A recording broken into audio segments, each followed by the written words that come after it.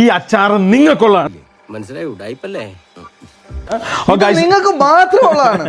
ഞാനൊരു വലിയ സംഭവം അല്ലേ? വേറെ ആരും ഇല്ലെങ്കിൽ ഈ കാണുന്നതാണ് നമ്മുടെ അച്ചാർ. ഇതിന്റെ അകത്തോട്ട് നോക്കിയോ, ഫുള്ള് കഷ്ണങ്ങളാണ്. പിന്നെ ഒരു ഇച്ചിരി ഒരു എണ്ണ മേലുണ്ട്, കാരണം ഇത് നമ്മൾ ഡാമേജും കാര്യങ്ങളൊന്നും ഉണ്ടായിരിക്കാൻ വേണ്ടി ഇരിക്കാൻ വേണ്ടിയാണ് എണ്ണ അത്രയും വെച്ചാൽ. എല്ലാ കഴിവും കൂടി ദൈവം ഒരാൾക്ക് കൊടുക്കൂലല്ലോ. 3 സാധനമാണ് അങ്ങനെ നമ്മൾ ജീവിതത്തിൽ ആദ്യമായിട്ട് ഒരു പ്രൊഡക്റ്റ് ഇറക്കിയതാണ്. ഈ അച്ചാർ മേടിക്കുന്നവർക്ക് ഈ കാണുന്ന പിക്കിള് തികച്ചും സൗജന്യം. എനിക്കൊരു ഉപകാരം ചെയ്യൂ, പറ. നീ വാ പൊളിക്കരുത് പ്ലീസ്. 900 ഗ്രാമിന് സൗജന്യമായിട്ട് 100 ഗ്രാം നാരങ്ങ അച്ചാർ. അതെ, ഞങ്ങൾ ചോറ് തന്നെ കൊണ്ടുവന്നേ. അപ്പൊ ഈ കാണുന്ന അച്ചാർ നിങ്ങൾക്ക് വേണ്ടി ഉണ്ടാക്കിയതാണ്. എല്ലാവരും ഞങ്ങളെ സപ്പോർട്ട് ചെയ്യണം. ഞങ്ങളുടെ ആദ്യത്തെ പരിപാടിയാണ്. നമുക്കുള്ളതും അലിയണ്ണനില്ലാത്തതുമായിട്ടുള്ള ഒരു കാര്യം നമ്മൾ പ്രയോഗിക്കണം. എന്താ ബുദ്ധി?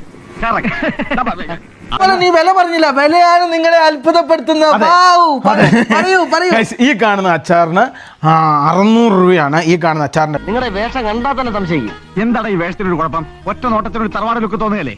ഒരു തറവാടിയതാന്ന് തോന്നുന്നു. അതുപോലെ തന്നെ ഈ കാണുന്ന അച്ചാറിന് 1200 രൂപ. ഇതൊന്നും കേട്ട് ഞാൻ പേടിക്കില്ല.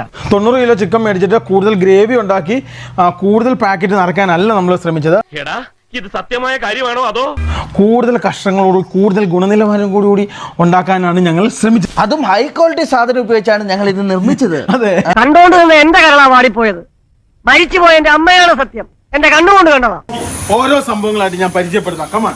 അച്ചാറിന് വേണ്ടിയുള്ള ചില്ലി ഫ്ലെക്സ് ആണ്. ഇതാണ് വെളുത്തുള്ളി, ഞങ്ങൾ എല്ലാവരും പരിപാടിയാണ്. ഇനി തൊട്ടിപ്പുറത്ത് തന്നെ ഇത് ഒടിയുപ്പ്, പിന്നെ അതേപോലെ തന്നെ ഗ്രീൻ ചില്ലി, ഇതാണ് ഗ്രീൻ ചില്ലി. പിന്നെ അതേപോലെ തന്നെ കടുക്, അതേപോലെ തന്നെ ഈ കാണുന്ന മഞ്ഞൾ, ഇഞ്ചി, നല്ല ഒന്നാം നാടൻ കറിവേപ്പില.